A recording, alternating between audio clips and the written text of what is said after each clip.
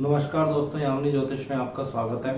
तो आज एक बहुत ही सिंपल वीडियो बनाने जा रहा हूँ यहाँ पे, और इस पे ऊपर पहले भी मैंने वीडियो बनाई है, लेकिन यहाँ मैं एक डिफरेंट ढंग से आपको बताऊँगा। तो ये जो वीडियो है ये आधारित रहेगी 9th हाउस को लेकर और 4th हाउस को लेकर। कैसे आप कुंडली से देख सकते हैं कि एक व्यक्ति के पास एक से ज़्यादा या बहुत सी प्रॉपर्टी होती है, ऐसे क्या योग होते हैं, बहुत धन उनके पास होता है, ऐसे क्या योग होते हैं। तो इस पे 2-3 वीडियोस में अलग अलग बनाऊंगा, डिफरेंट तरीके से आपको बताऊंगा। तो वीडियो आरंभ करने से पहले बहुत बहुत धन्यवाद दोस्तों, जो लोग मेरा चैनल सब्सक्राइब कर चुके हैं। 20,000 से ज़्यादा सब्सक्राइबर्स हो गए हैं और मुझे बहुत खुशी है। बहुत से मेरे पास व्हाट्सअप आ रहे हैं, मेल्स भी आ रही हैं कि आप लोग बहुत कुछ सीख रहे हैं मेरी वीडियोस से। तो आइए वीडियो आरंभ करते हैं। देखिए, 9th हाउस जो होता है कुंडली में वो बहुत इम्पोर्टेंट है। और तो मैं आज हिंदी में नहीं लिख रहा हूँ, क्योंकि लास्ट वीडियो में मैंने बताया था, मेरे बहुत सारे सब्सक्राइबर्स ने रिक्वेस्ट करी है जो आउट ऑफ इंडिया से जो वीडियोस देखते हैं उनको हिंदी समझ तो आ जाती है लेकिन पढ़ने में उनको डिफिकल्टी होती है। और लास्ट वीडियो में भी मैंने एक पाकिस्तान से उनका नाम मैंने जायका बोला था, उनका नाम जायका नहीं है, जरका है शायद, तो मेरे प्रोनाउंसिएशन में थोड़ी मिस्टेक हो गई थी। तो 9th हाउस, जैसे कि मैं आपको बता रहा हूँ दोस्तों, बहुत ही एक इम्पॉर्टेंट रोल प्ले करता है जब आप किसी का बर्थ चार्ट एनालाइज करते हैं। अगर बहुत से योग होंगे कुंडली में, अच्छे योग होंगे, लेकिन 9th हाउस या 9th Lord, mostly 9th Lord अगर वीक हो जाएंगे, अस्त हो जाएंगे सूर्य के साथ, या बहुत ज्यादा मेलेफिक प्रभाव में हो जाएंगे, तो वो सब जो योग होंगे आपकी कुंडली में, अच्छे योग, धन योग, किसी तरह के राजयोग, उनको पाने के लिए आपको बहुत ज्यादा स्ट्रगल करनी पड़ेगी। तो भाग्य ही एक ऐसी चीज है दोस्तों, अगर ये स्ट्रांग है तो फिर आपको चिंता करने की जरूरत नहीं होती है। खासकर जब आप कुंडली मिलान करते हैं तो लड़कियों की कुंडली में 9th हाउस बहुत ज़्यादा स्ट्रांग होना चाहिए दोस्तों। अगर 9th हाउस स्ट्रांग नहीं होगा तो जिसको कहा जाता है कि ये तो लक्ष्मी है, दूसरे के घर में जाएंगी तो लक्ष्मी और बढ़नी चाहिए, लेकिन अगर स्वयं उनका भाग्य ही स्ट्रांग नहीं होगा या 9th लॉर्ड बहुत बुरी अवस्था में होंगे तो विवाह के बाद प्रॉब्लम्स आनी इस वजह से भी स्टार्ट हो जाती हैं दोस्तों। तो आज मैं एक कॉम्बिनेशन आपको बताता हूँ कि कैसे प्रॉपर्टी बनने के योग आपकी कुंडली में बन जाते हैं और एक से ज़्यादा प्रॉपर्टीज बन जाती हैं। कुछ लोगों के पास अपार संपत्ति होती है, उसके बहुत से अलग अलग कॉम्बिनेशंस हैं, लेकिन उनमें से एक जो एक प्राइम कॉम्बिनेशन है, इससे आप प्रेडिक्शंस करेंगे तो प्रेडिक्शन आपकी गलत नहीं होगी। तो ये कॉम्बिनेशन क्या होता है, तो एक छोटी सी कुंडली यहाँ बना लेते हैं सिर्फ समझने के पर्पज से। और आज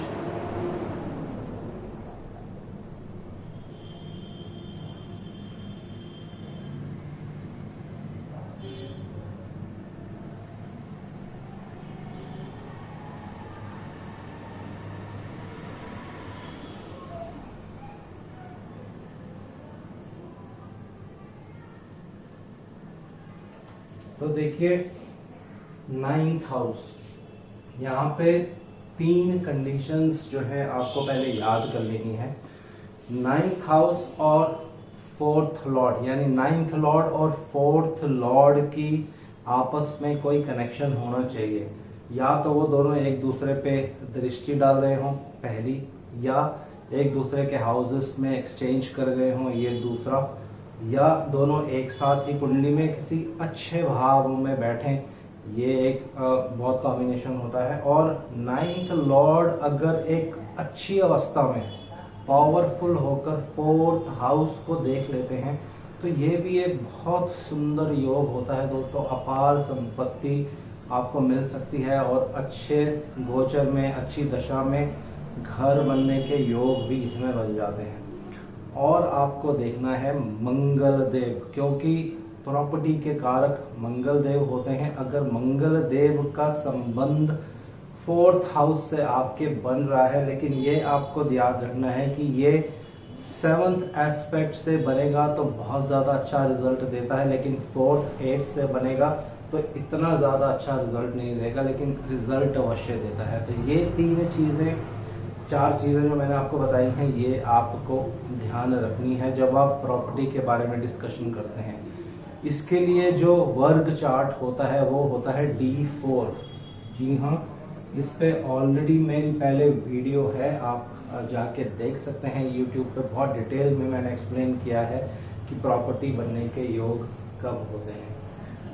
तो अब देखिए, एक एग्जाम्पल से मैं आपको समझाता हूँ कि कैसे व्यक्ति के भाग्य में जो लिखा होता है वो उसको अवश्य मिलता है दोस्तों। और ये कुंडली से देख के आपको पता चल जाएगा कि आपका भाग्य किस तरफ झुकाव कर रहा है जीवन में, किस और आपको लेके जा रहा है। अगर वही रास्ता आप अपना लेते हैं, उसी राह पे आप चल देते हैं, तो जीवन में आपकी तरक्की होनी बिल्कुल निश्चित होती है। तो यहाँ देखिए 2 नंबर लगन है, ये एक एग्जाम्पल ले रहा हूं मैं। और यहाँ 4th लॉर्ड, ये कुंडली का 4th हाउस है दोस्तों। ये कुंडली का 4th हाउस है और 4th लॉर्ड बनेंगे सूर्य देव। आज मैं सब कुछ इंग्लिश में ही लिख रहा हूं क्योंकि कुछ कारण है जो मैंने आपको पहले बता दिया है।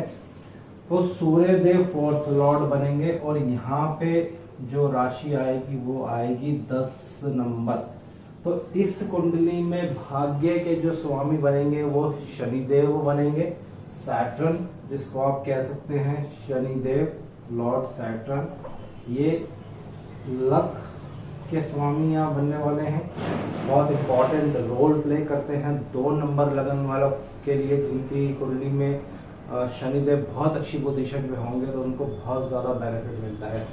तो यहाँ पहला रूल जो मैंने आपको बताया था, 4th लॉर्ड सूर्य देव अगर यहाँ प्लेस्ड हो जाते हैं दोस्तों, मैं हिंदी इंग्लिश दोनों में लिख देता हूँ।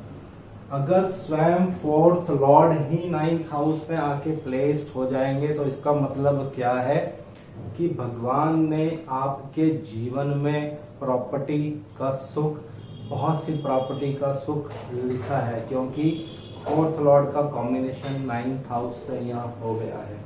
अब सेकंड कॉम्बिनेशन और मैं आपको बताता हूँ। मान लीजिए यहाँ 11 नंबर आएगा और यहाँ पे शनि देव है, तो सेकंड कॉम्बिनेशन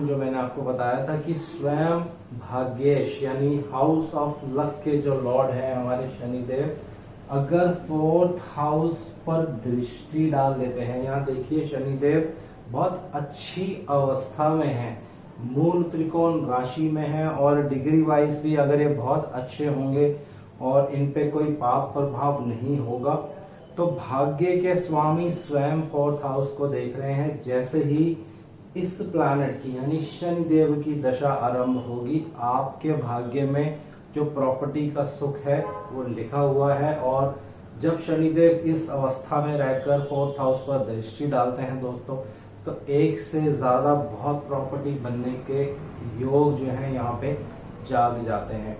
तो ये दूसरा कॉम्बिनेशन हो गया।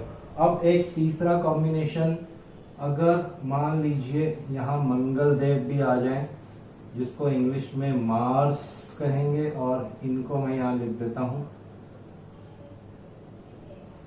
सैटर्न। तो अगर मंगल देव भी यहाँ पे आ जाएंगे तो अब देखिए ये सोने पे सुहागा हो गया।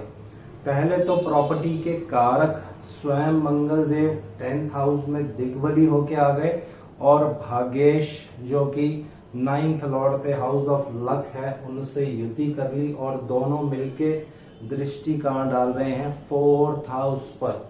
तो बहुत प्रचुर मात्रा में प्रॉपर्टी ऐसे लोगों के पास होती है दोस्तों। जब जब शनिदेव की महादशा यहाँ चलेगी और मंगल देव की अंतरदशा चलेगी या सिर्फ शनिदेव की महादशा भी चलेगी, तब भी प्रॉपर्टी बनने के योग बनेंगे। और योग कब बनेंगे ये गोचर डिसाइड करता है।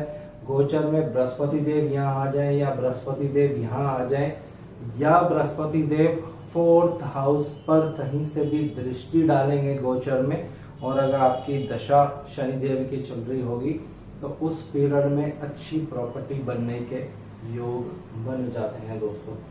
तो ये कुछ सिंपल एग्जांपल्स हैं। अगर इन एग्जांपल्स को आप अप्लाई करेंगे, भाग्येश की युति आपको देखनी है कि 4th हाउस से हो रही है, 4th लॉर्ड से हो रही है, तो 100% आपके भाग्य में वो चीज लिखी हुई है दोस्तों। तो अब देखिए एक और चीज मैं यहाँ पे आपको बताता हूँ। मंगल देव या 12th लॉर्ड है। 12th लॉर्ड 79-80% मूल त्रिकोण राशि का रिजल्ट देते हैं। तो क्या होगा, आप ये भी कह सकते हैं कि किसी दूसरे देश में भी प्रॉपर्टी बनने के योग, क्योंकि 12th हाउस जो है विदेश को इंडिकेट करता है।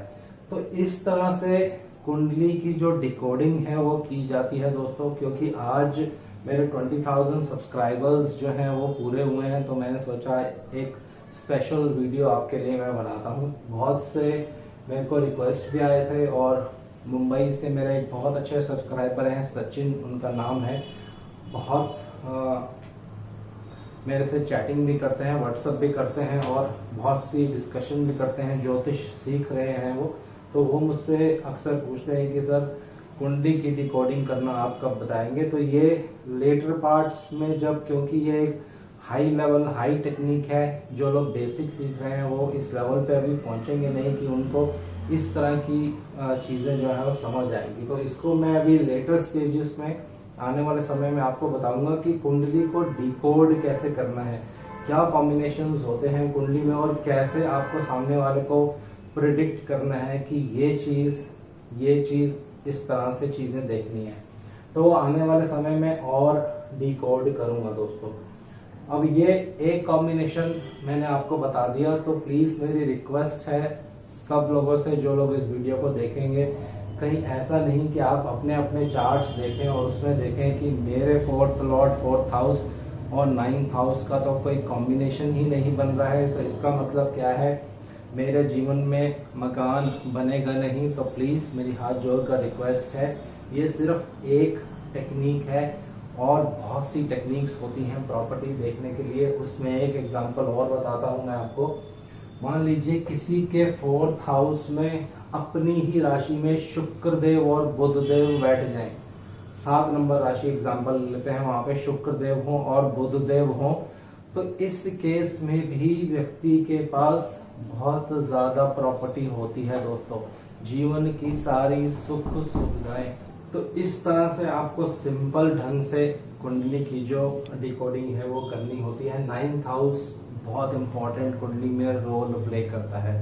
और इस योग में कहीं अगर धन के स्वामी भी आकर विराजमान हो जाए साथ में, तो देखिए ये किसी का चार्ट नहीं है प्लीज, और ये सिर्फ मैंने आपको एग्जाम्पल पर्पज से समझाने के लिए लिया है। तो यहाँ देखिए 3 नंबर और 6 नंबर यहाँ आएगा। तो बुध देव अगर यहाँ आ जाते हैं, मरकुरी, तो और एक अच्छा राजयोग यहाँ पे बन गया। धन के स्वामी ने भी भाग्य से युति कर ली है, भाग्य के स्वामी से युति कर ली है। तो भाग्य में ये सब चीजें लिखी हुई हैं। जैसे जैसे टाइम पीरियड आएगा, जैसे दशाएं जो हैं चलती रहेंगी, तो इस केस में वो रिजल्ट आपको मिलता रहता है दोस्तों। अब एक और इसी से रिलेटेड आपको टेक्निक बताने जा रहा हूँ। बहुत से चार्ट्स आप देखेंगे, चार्ट्स से ये भी देख के पता चल सकता है दोस्तों कि क्या मेरी वाइफ का अपना मकान होगा। अब यहाँ पे मेरी वाइफ का अपना मकान होने का मतलब ये होता है कि जिस घर में वो रहती होंगी वो उनका अपना होगा, यानी उनके फादर का हो सकता है। वाइफ का अपना मकान जो है, एक सिर्फ बोलने में ऐसा कह रहा हूं मैं, अपने मकान का तात्पर्य मेरा ये है कि उसके फादर का अपना मकान होगा। ये भी आप कुंडली से जज कर सकते हैं। अगर date of birth, time of birth बिल्कुल सही है आप सबकी, तो ये चीज भी कुंडली से पता चल जाती है। तो ये कैसे पता चलेगी, ये मैं आपको अभी बताता हूँ। इसके लिए भी आपको फोर्थ लॉर्ड और मंगल देव को देखना है दोस्तों, क्योंकि मंगल देव प्रॉपर्टी के कारक होते हैं दोस्तों। तो अब देखिए इसमें 2-3 चीजें और हैं। इसमें 7th लॉर्ड भी आपको देखना पड़ेगा। मान लीजिए किसी कुंडली का एग्जांपल लेते हैं, तो यहाँ 8 नंबर आएगा। सप्तमेश यानी 7th लॉर्ड यहाँ बैठेंगे और यहाँ से सीधी दृष्टि ये 4th हाउस पे डालने वाले हैं। तो ये एक कॉम्बिनेशन होता है, आप कह सकते हैं कि पत्नी का अपना मकान होगा। इसी तरह से एक और एग्जाम्पल मैं आपको बताता हूँ। बहुत सिंपल ढंग से अगर आप एस्ट्रोलॉजी करेंगे दोस्तों, तो बहुत से जो कॉन्सेप्ट्स हैं वो क्लियर हो जाएंगे। मान लीजिए 10 नंबर है, यहाँ 4 नंबर है, यहाँ चंद्रदेव बैठे हैं और मंगल देव चंद्रदेव को देख रहे हैं, क्योंकि मंगल देव प्रॉपर्टी के कारक होते हैं दोस्तों। 7th लॉर्ड पे दृष्टि डाल रहे हैं, तो आप इस तरह की प्रेडिक्शन कर सकते हैं कि जो वाइफ होंगी उनके पिता का अपना मकान होगा। तो ये चीजें काम आती हैं कुंडली मिलान करने के वक्त। अगर आप कुंडली मिलान कर रहे हैं और इस तरह के कॉम्बिनेशन कुंडली में है, लेकिन जो लड़की है या लड़का है उनका अपना मकान नहीं है, तो फिर जो कुंडली है वो पूर्ण रूप से आपकी मिलेगी नहीं, कहीं ना कहीं उसमें प्रॉब्लम आनी स्टार्ट हो जाती है। तो ऐसे बहुत से एग्जाम्पल्स हैं जो आप ले सकते हैं, देख सकते हैं। तो इसके लिए एक और एग्जाम्पल मैं आपको देता हूं।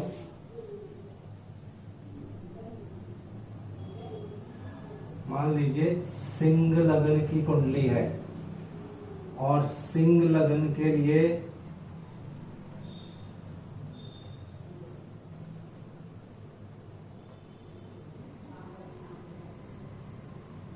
सिंह लग्न की कुंडली बनेगी और मंगल देव को मैंने प्लेस्ड किया है 12th हाउस में, क्योंकि मंगल देव यहाँ नीच के हो जाएंगे। तो अभी नीच के होने से क्या रिजल्ट देंगे वो हमें यहाँ नहीं देखना है, जो कॉन्सेप्ट है वो मैं आपको बताने जा रहा हूँ।